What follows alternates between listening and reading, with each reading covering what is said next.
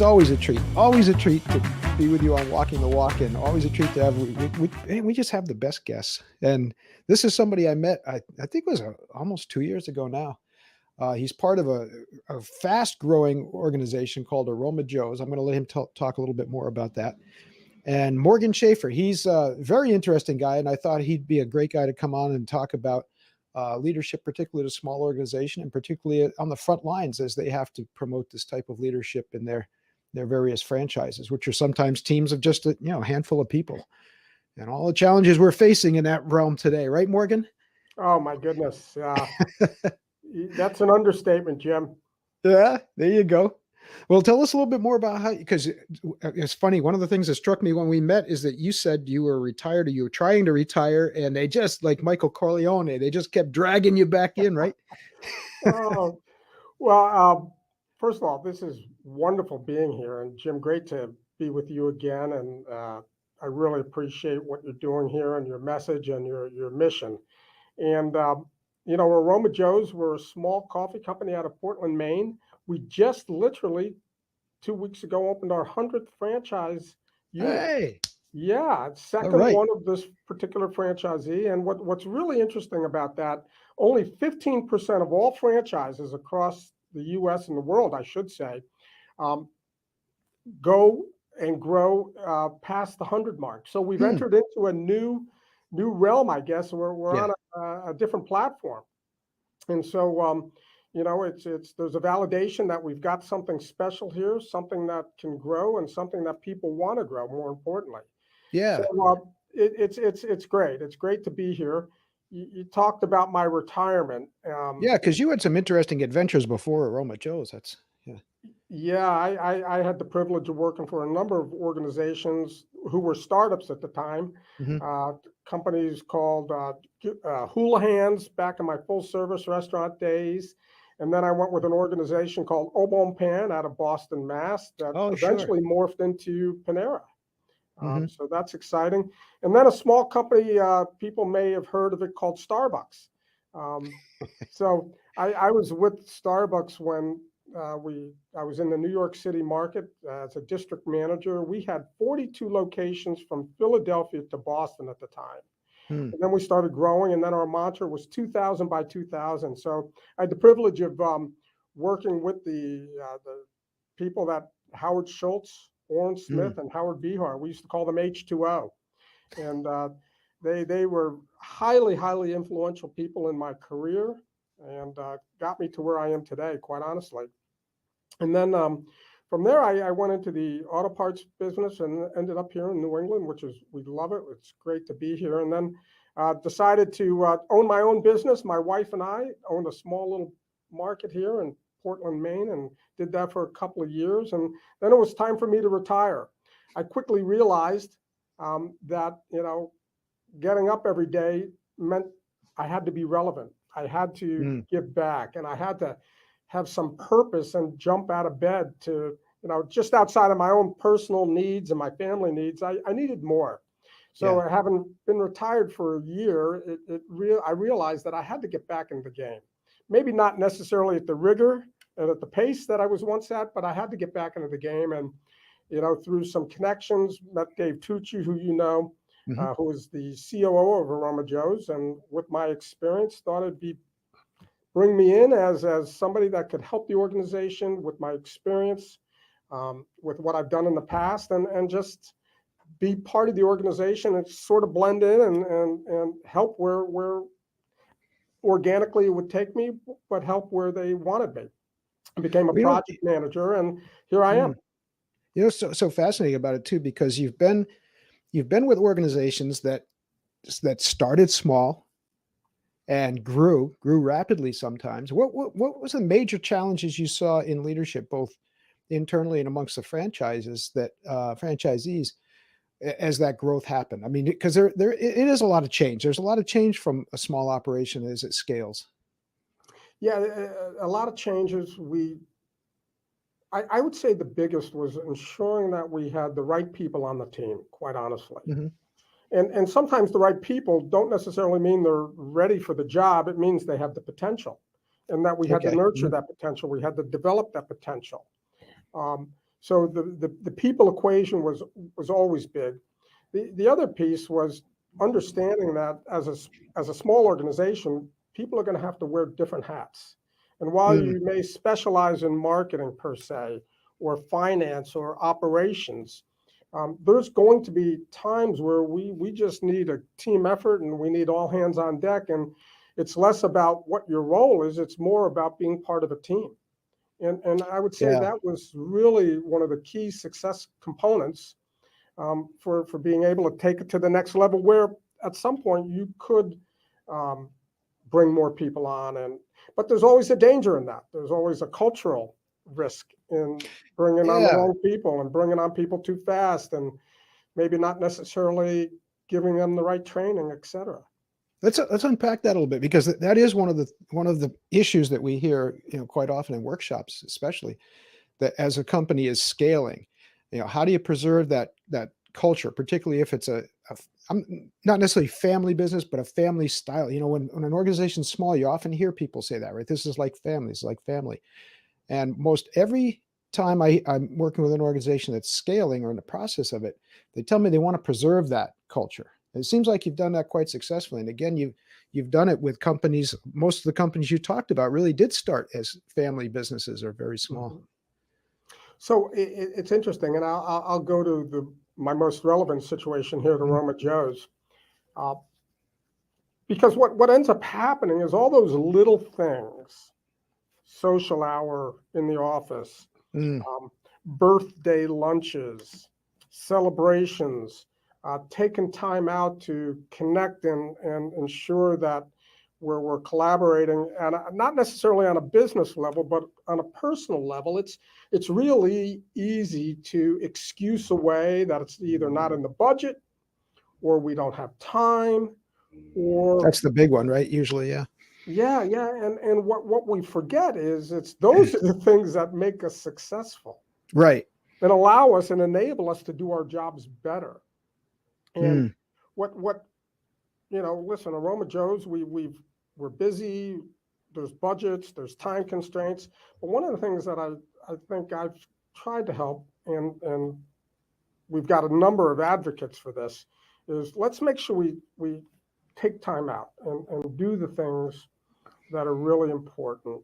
That we recognize people, that we, enjoy people. We have our birthday celebrations.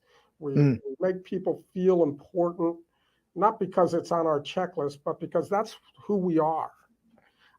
Yeah, So well, I'm glad you mentioned checklist, because it should be on a checklist, right? I mean, one of the key areas we focus on is inspiration, how to inspire people. And too often, I think people looking for the grand gesture, big speech or some kind of great email that, gets everybody up and frothing at the mouth. And that's not it at all. The most inspirational gestures that we see, expressions that we see that mean something to people in any organization, but especially in the workplace, is just caring.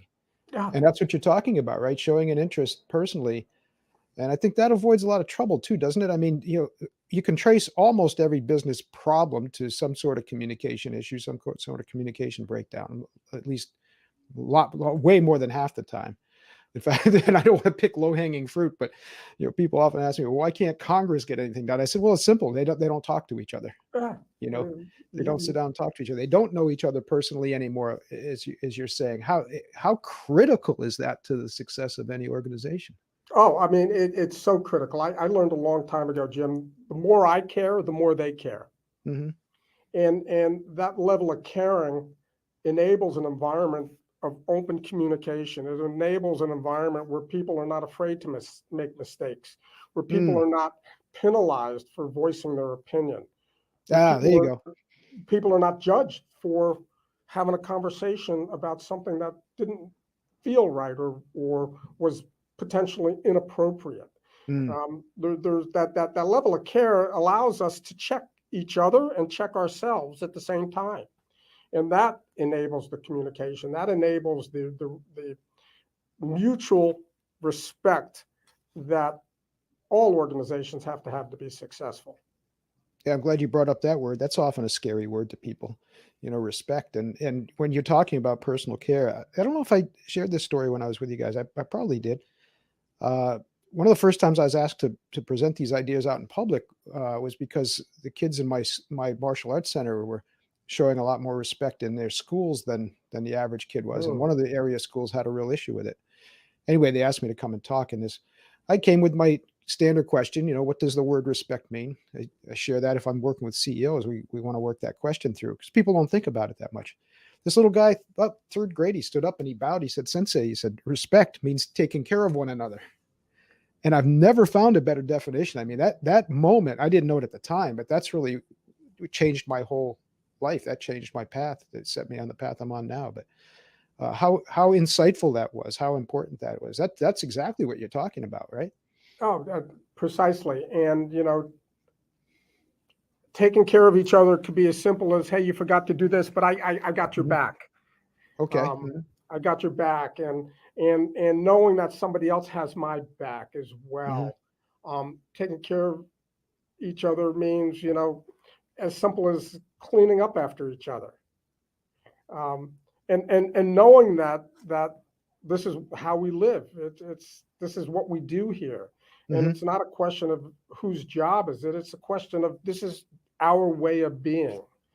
Um, and respect is also goes on the, I'm going to confront you if I think you're not doing something wrong.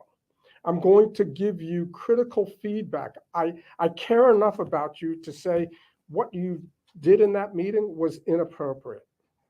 So I'm let's I'm talk so I'm about so that. glad I'm so glad you went down that road because that's exactly what I was just going to ask you about because I don't want people to think we're going all, lollipops and rainbows here.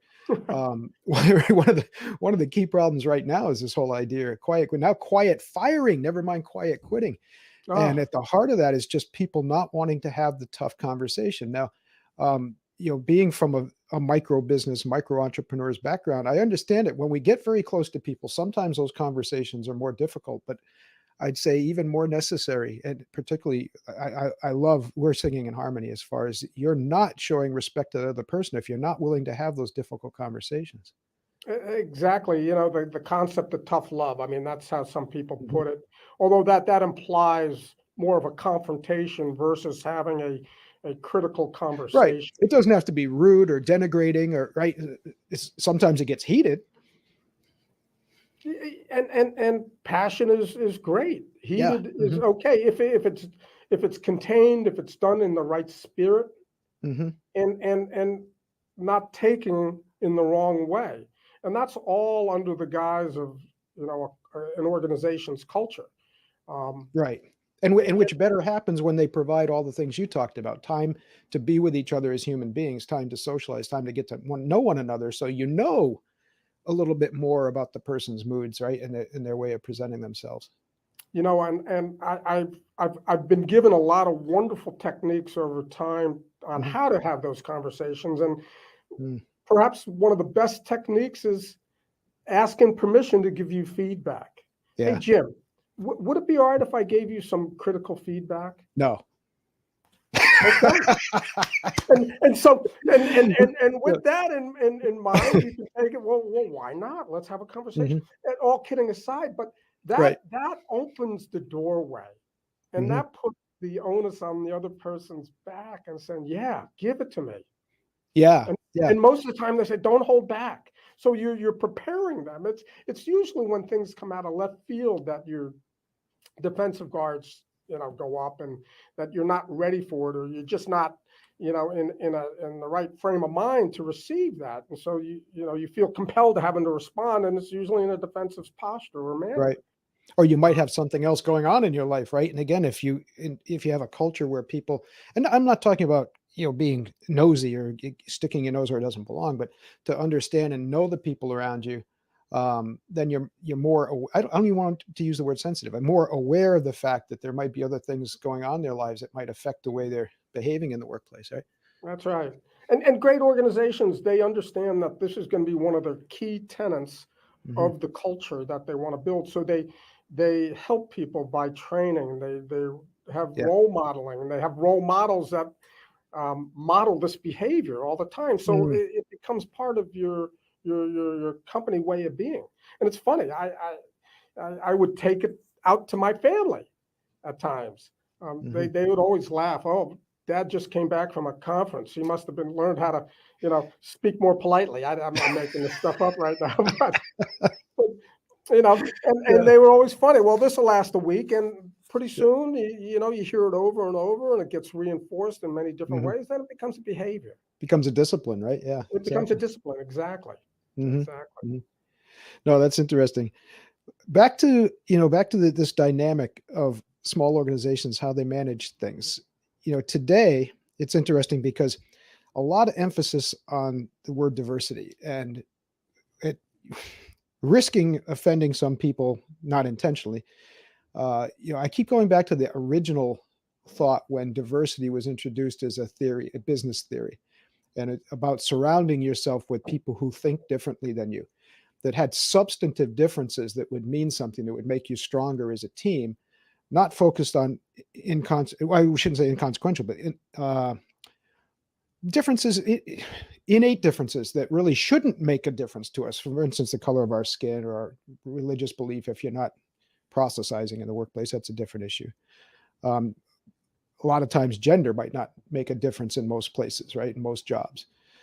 But the idea, again, we're back to a small organization trying to get that diversity of thought. How have you approached that? Because I'm pretty impressed with. I was very impressed with Aroma Joe's. That it seemed that the franchisees you had in that room, they came from a lot of different backgrounds, a lot of different experiences, and yet you're coming to. How'd you bring them together behind this vision that Aroma Joe's has? Well, I have to tell you that that is the that was has been the success of the people way before me, because I Mhm. don't tend to I have not gotten involved with choosing franchisees, but I believe the key uh, ways that franchisees were vetted out was, do they align with our mission statement of making a positive impact on our community? Mm. Hmm. Um, do they align with our tenet of doing everything with excellence? Do they Yeah. align with um, doing everything with a level of quality? So quality, excellence, and making a positive impact in our community. So, less about what they've done. We feel that we can train people on how to create a great Aroma Joe's experience. What we can't do is give you the values that align with our mission. So you have to come to the party with the values, and then we can take those values and enhance them into the concept of Aroma Joe's. So Yeah.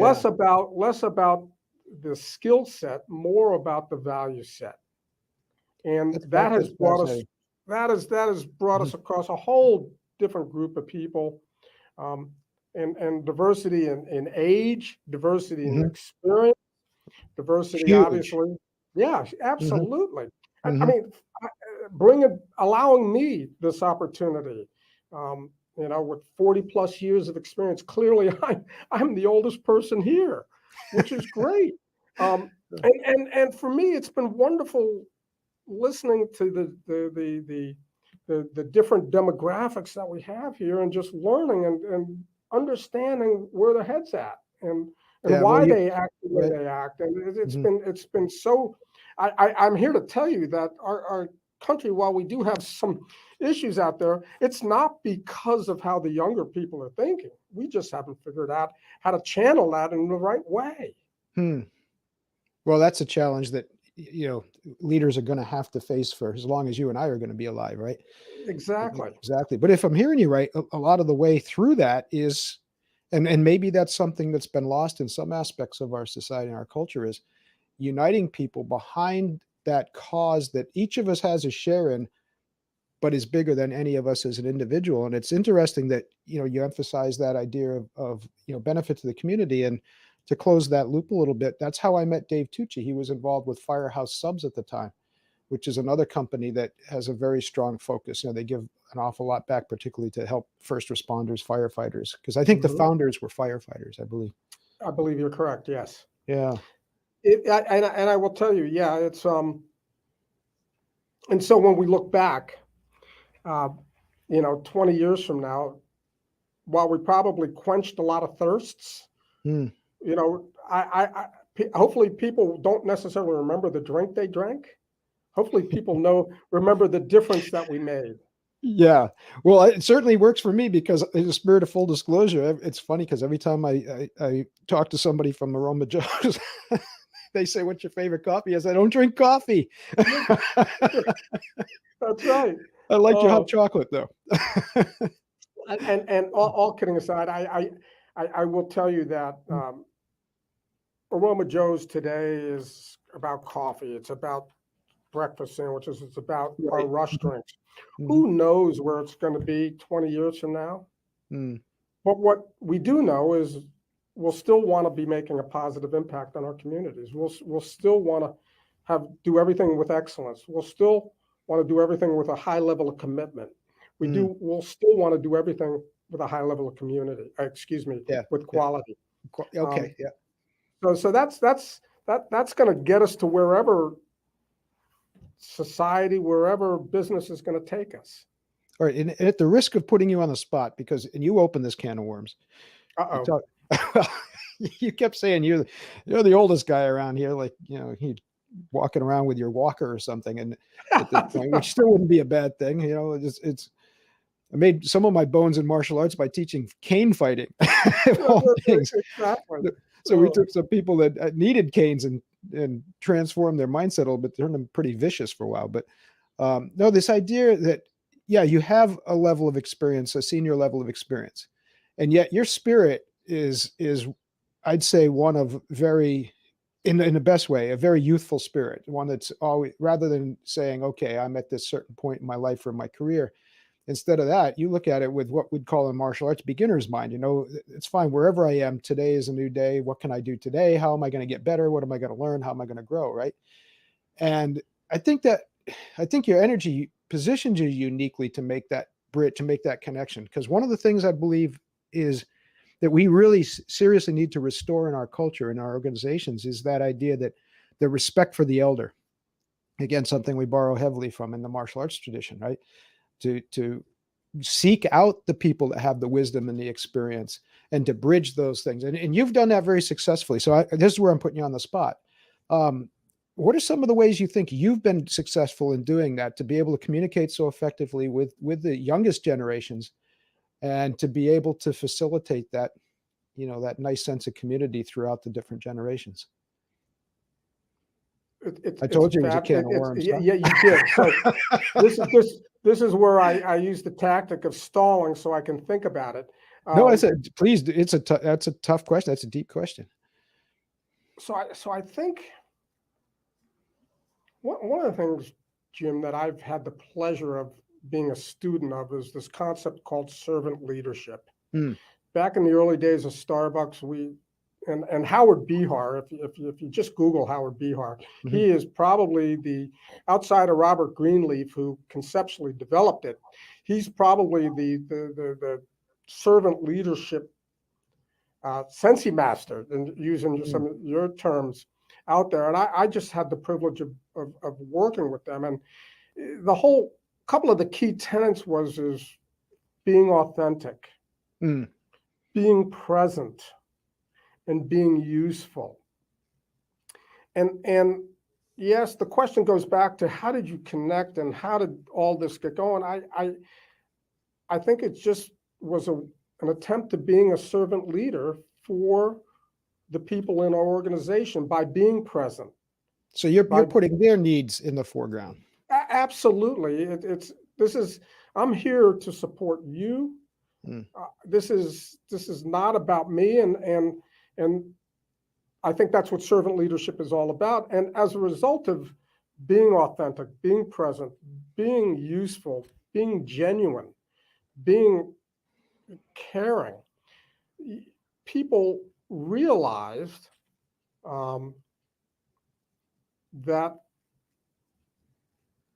and I was authentic and teach me what you do to help me Mhm. understand what is your role. And by doing that, you create a level of understanding of being more approachable. I'm so glad you brought that one up, because that's one that I think a lot of leaders need to really focus on as a discipline, is especially as an organization grows.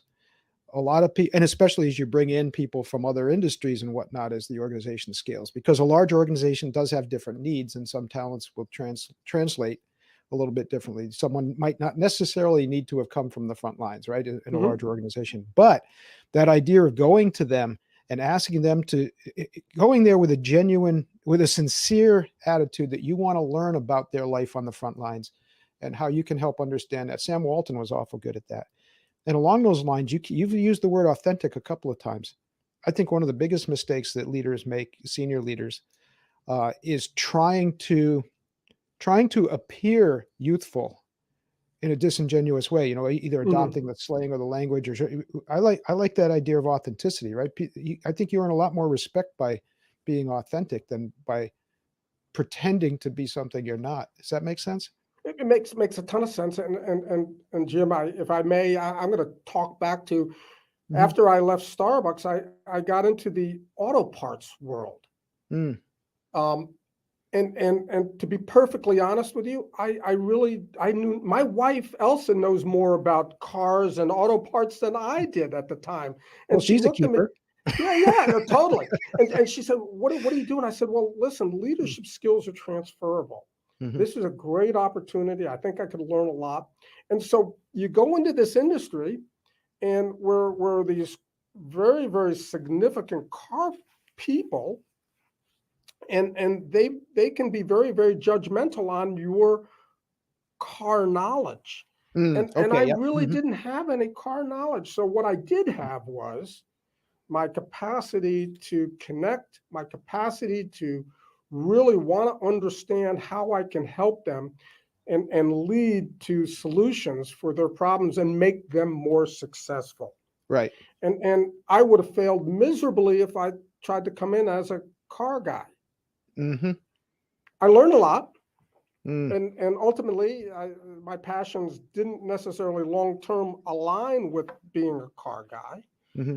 but it allowed me to enjoy a tremendous amount of success, and more importantly, help a lot of other people become successful. So, but Yeah. yeah, and it was a great experience for me, and I think that allowed me to even learn more to bridging the gap and coming in here and Hmm. truly demonstrating that I want to help and I want to serve. Oh, that makes perfect sense. It's that idea that leaders, the best leaders are not necessarily the people with all the answers. And again, especially in an organization that scales, or if you're crossing industries, the best leaders I've met that I admire they're the people who know how to they've disciplined themselves in the practice of formulating the right questions, right? That's Continually, and that's always looking exactly for right. that next question. Yeah.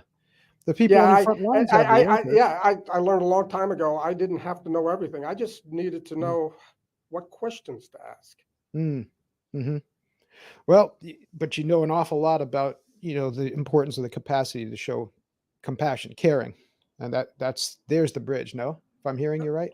Totally, absolutely. And I go back to what I said earlier. The more I care, the more they care, Mm. and the more they care, that's when the magic happens. That's the Yeah, secret sauce right there. yeah, yeah. Well, it's funny because a lot of times in these conversations, it turns to a lament, and you say, "Oh, the world's going the wrong way." But I've got to tell you, and it's a joy to be able to share this sentiment that in talking to folks like you, I'm nothing but more and more encouraged. And again, having met a lot of the folks from Aroma Joe's and other companies like yours, we're blessed now that we're a little pickier. We tend to try to work with, well, I think that's important though too. I know with what we're talking about, we bring a lot more value when we're working with an organization that's in philosophical alignment, right? If someone doesn't believe in the things that you and I are talking about today, we're not going to do them much good. It's hard to No, fix bad. it's a waste So, of your time. It's a waste of their yeah, resources. yeah. But anyway, I'm so encouraged, and I think, especially the younger generation that I'm seeing now, I see a lot of potential there. I see a lot of promise. Like I said, what I'm really fascinating with is how can we encourage more people to do what you're doing and bridge, bridge that gap. It's kind of a shame that the gap even exists that we talk about it, but yeah. Yeah, and truth be told, Jim, I'm in a very fortunate position in my life right now as a result of some of the benefits I've enjoyed throughout my career. Um, and I would suggest that there are a number of us out there that if they just were satisfied with where they're at and understood what their mission for the best half of their best third of their life going forward is, and maybe they can support and inspire this generation that I believe is incredibly intelligent, incredibly hardworking on the things that matter. And it's a function of inspiring and motivating and helping people understand what their goals are. No, that's perfect. And to push you on the spot just one more time before we wrap up, because one of the things that we've been talking about quite often now is, as folks retire, and many are retiring at younger ages, to access that, because a lot of people don't want to stay on the bench all the time. They may not want to be involved in an organization full time, but what a tremendous resource. And I think more organizations are reaching out to folks like you and saying, hey, how much time do you want to devote? What can you contribute? What can you offer to us? And to use that, it's awful that we let that, that experiential capital just go fallow sometimes. So what advice would you have for someone who hasn't been invited back in, hasn't had that Michael Corleone moment there? Well, there's a couple of things. One, I give the leadership of Aroma Joe's a tremendous amount of credit, saying, okay, what are your needs, Morgan? How can you balance your needs with what our needs are? So one was they created an environment that allowed me to meet the balance of taking it down a couple of notches and having some more free time with my wife and grandkids and children, and still allowing me to do what they needed me to do here. So they created the environment. Number two, you as an individual, whomever, need to figure out what you want to do for the next back half of your career, your life. And I would say that, having some purpose, having some relevance, whether it's volunteer work, whether it's with small organizations, whether it's with your community, your church, whatever that is, be very, very intentional with what you want to do, and then seek out those opportunities. And sometimes you have to find them. They don't necessarily come to you. They're definitely not on Indeed or LinkedIn. You got to go out there and you got to smell them out, and you got to sometimes even create them for yourselves. So be open, be intentional, be strategic with the direction you want to take your life, and then approach organizations. And if it's the right organization, they're going to understand your needs and their needs and how to make that work. Well, usually I wrap things up by saying we're going to give you the last word, but those were pretty damn good last words right there. Thank you. So I'm gonna thank you for being with us today, Morgan. And we got to give a plug for Aroma Joe's, though. How do people get in touch with Aroma Joe's if they want to get involved with the organization? So please, aromajoes.com, get on our website. There's information if you're interested in becoming a franchisee on how to approach that. If you're interested in learning more about the organizations and what opportunities are, there's ways you can communicate to us, but also feel free to drop me an email at mschafer@aromajoes.com. I'd love to be able to help anybody learn more about this great organization that I have the privilege to being part of. I'm going to say do that. You want to talk to Morgan. Talk to Morgan.